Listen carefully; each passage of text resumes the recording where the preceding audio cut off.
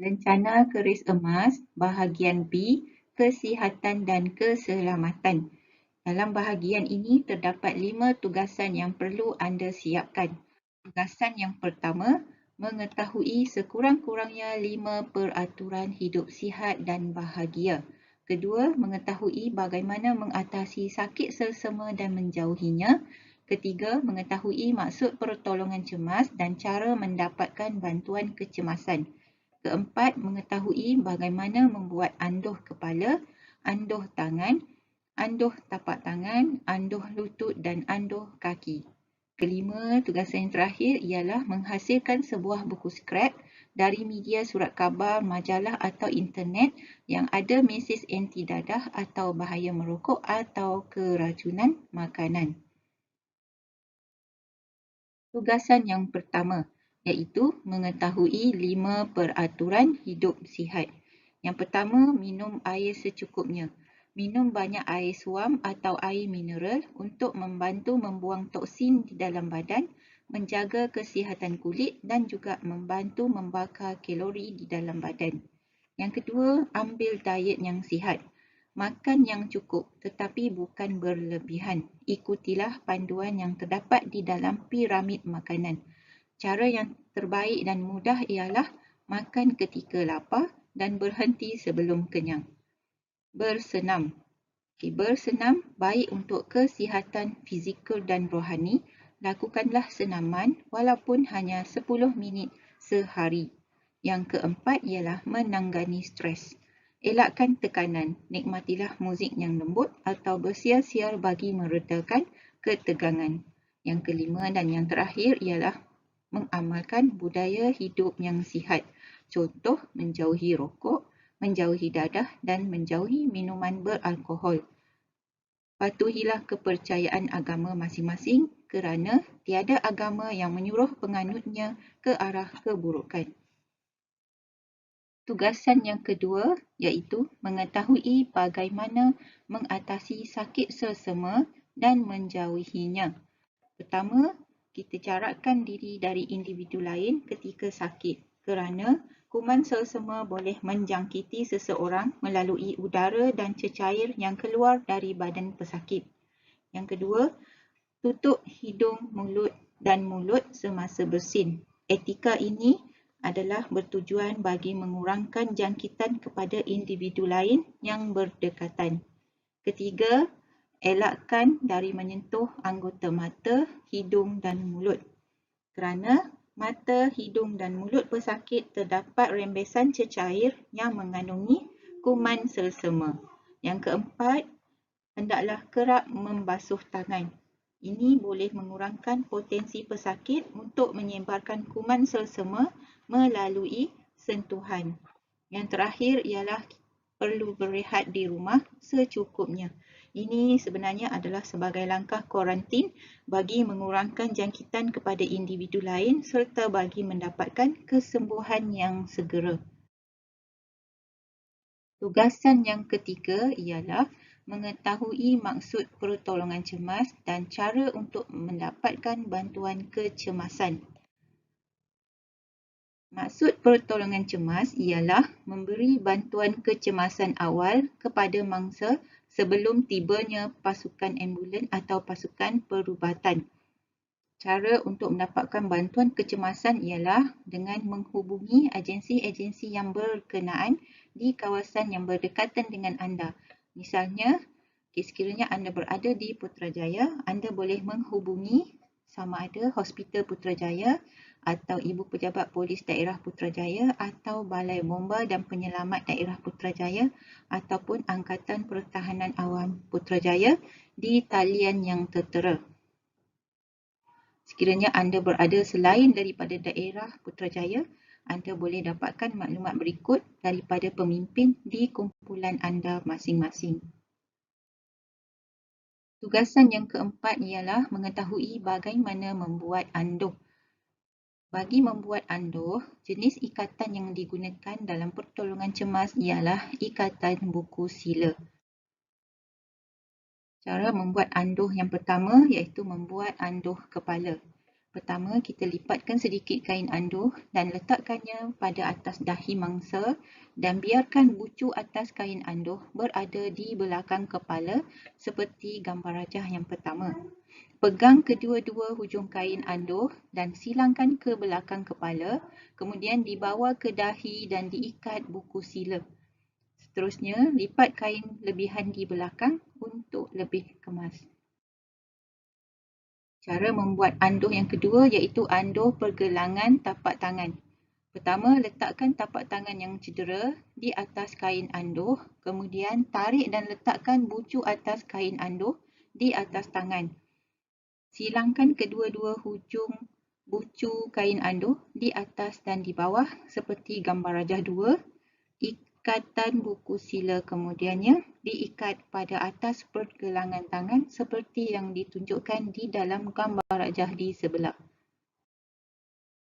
Cara membuat anduh yang ketiga iaitu anduh bahagian lengan.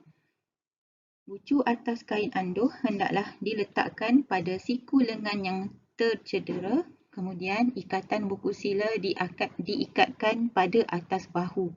Bucu atas kain anduh yang diletakkan pada siku tadi boleh dipinkan atau dilipat ke bahagian dalam supaya nampak lebih kemas.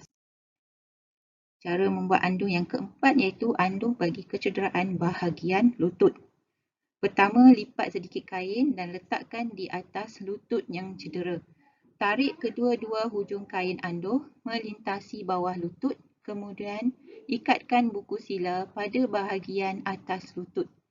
Tutup ikatan tersebut dengan bucu atas kain anduh untuk lebih kemas. Yang terakhir, yang kelima, ialah membuat anduh bagi kecederaan bahagian tapak kaki. Pertama, kita letakkan tapak kaki yang cedera di atas kain anduh, kemudian tarik dan letakkan bucu atas kain anduh di atas kaki. Silangkan kedua-dua bucu hujung kain anduh di atas dan ke bawah. Ikatan buku sila diikat pada belakang tumit jika terdapat kecederaan pada bahagian kaki yang perlu dibalut. Seterusnya, tugasan yang kelima ialah menghasilkan sebuah buku skrap. Gambar berikut menunjukkan bahan dan alatan yang boleh anda gunakan untuk menghasilkan sebuah buku skrap. Anda boleh gunakan kertas A4 sama ada yang berwarna putih atau berwarna. Boleh gunakan fail. Anda boleh hiaskan menggunakan pensil warna ataupun krayon. Terdapat 3 tema. Tema pertama, anti dadah, bahaya merokok dan keracunan makanan. Anda boleh pilih salah satu daripada 3 tema berikut. Sumber maklumat boleh diperolehi daripada surat khabar ataupun majalah ataupun internet. Sekiranya anda mendapatkan sumber maklumat daripada internet, anda hendaklah merekodkan alamat URL tersebut. Kulit hadapan buku skrap anda hendaklah terdiri daripada tajuk, nama penuh anda, nombor kad pengenalan, nama penuh sekolah, nombor kumpulan dan daerah di mana anda berada. Halaman yang pertama adalah penghargaan. Penghargaan ini merujuk kepada penghargaan kepada mereka yang telah membantu anda dalam menyiapkan buku skrap ini. Maksima hanyalah 1 muka surat sahaja. Anda boleh merujuk kepada contoh yang diberikan. Halaman yang kedua ialah isi kandungan. Halaman ini mencatatkan isi kandungan keseluruhan buku skrap anda dan dibuat maksimal 1 muka surat sahaja. Halaman yang ketiga ialah untuk pendahuluan. Pendahuluan kepada tema buku skrap hendaklah dibuat maksimal dalam 1 muka surat sahaja dan bahagian pendahuluan ini menceritakan secara ringkas keseluruhan isi kandungan buku skrap anda. Anda boleh gunakan panduan yang di sebelah sebagai rujukan dalam menghasilkan pendahuluan anda. Halaman yang keempat sehingga halaman yang ke-8 ialah isi penting.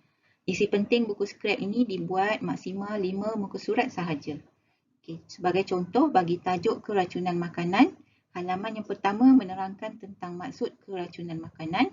Halaman yang kedua, punca berlakunya keracunan makanan. Halaman yang ketiga tentang tanda-tanda keracunan makanan. Halaman yang keempat, kaedah rawatan apabila berlakunya keracunan makanan. Dan halaman yang kelima, langkah-langkah pencegahan daripada berlakunya keracunan makanan. Contoh halaman yang keempat, isi penting yang pertama iaitu maksud keracunan makanan, dan isi penting yang kedua, punca berlakunya keracunan makanan. Halaman yang kelima, contoh di sini ialah isi penting yang ketiga iaitu gejala keracunan makanan. Halaman yang keenam, isi penting yang keempat iaitu kaedah rawatan keracunan makanan. Isi penting yang kelima pada halaman yang ketujuh iaitu langkah-langkah pencegahan daripada berlakunya keracunan makanan. Halaman yang ke-8 merekodkan sumber rujukan yang telah anda gunakan bagi mendapatkan bahan dan maklumat untuk menyiapkan buku skrap ini, dan ianya dinyatakan secara ringkas maksimal 1 muka surat sahaja. Sebagai contoh, sekiranya anda menjalankan temubual, anda hendaklah merekodkan orang sumber seperti nama, umur dan alamat. Sekiranya anda melakukan lawatan ke tempat kajian, rekodkan lokasi lawatan tersebut. Sekiranya anda menggunakan buku-buku ilmiah sebagai rujukan, rekodkan tajuk buku ilmiah tersebut. Sekiranya anda menggunakan internet sebagai sumber rujukan, rekodkan alamat URL internet tersebut. Halaman yang ke-9 merupakan penutup kepada buku skrap anda. Nyatakan kesimpulan secara keseluruhan daripada mula sehingga tamat proses menghasilkan buku skrap ini. Maksimal hanyalah 1 muka surat sahaja. Gambar sebelah merupakan contoh bagi menghasilkan penutup ataupun rumusan. Sekian.